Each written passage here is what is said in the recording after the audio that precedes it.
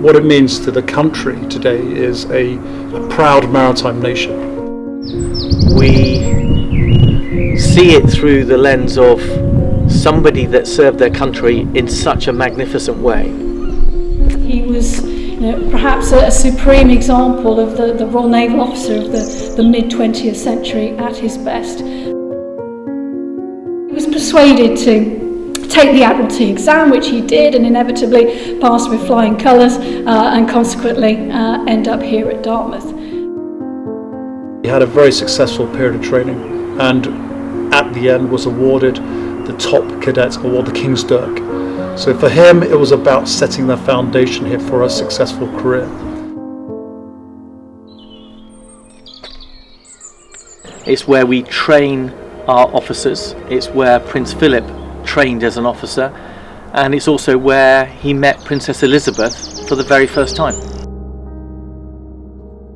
But the real treasures are in this album.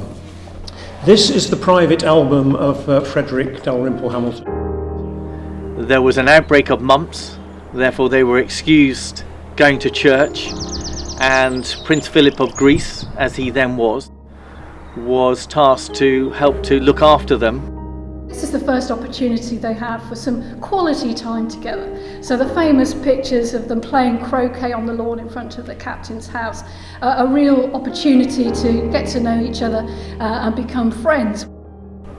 I think for all of us in the armed forces, we see somebody who served in the Second World War. We also see somebody who had a very close affinity, whether you're in the Royal Air Force, the British Army or the Royal Navy. He's second in command of a destroyer, aged 21. He's mentioned in dispatches at the Battle of Cape Matapan. He served in the Indo-Pacific, he served in the Mediterranean, he served in the Atlantic in the home waters. His role on the bridge was to illuminate targets with the searchlight. Illuminated the target in order for the enemy to be destroyed very quickly indeed. Although actually my favourite story of his wartime experiences, his ship, HMS Wallace, comes under attack from German fighter planes, and so Philip, being very quick-minded, comes up with the idea of putting together a makeshift wooden raft, setting fire to it and then setting it adrift in the sea whilst Wallace makes fast speed in the opposite direction. For all of us in the armed forces, regardless, as you say, of whatever service we come from, of somebody that put duty before self and really did serve the nation. One of the greatest legacies, I believe, that the Duke of Edinburgh took forward into his career from this environment, and he led by example throughout. He left Greece in an orange crate on board HMS Calypso, aged 18 months old.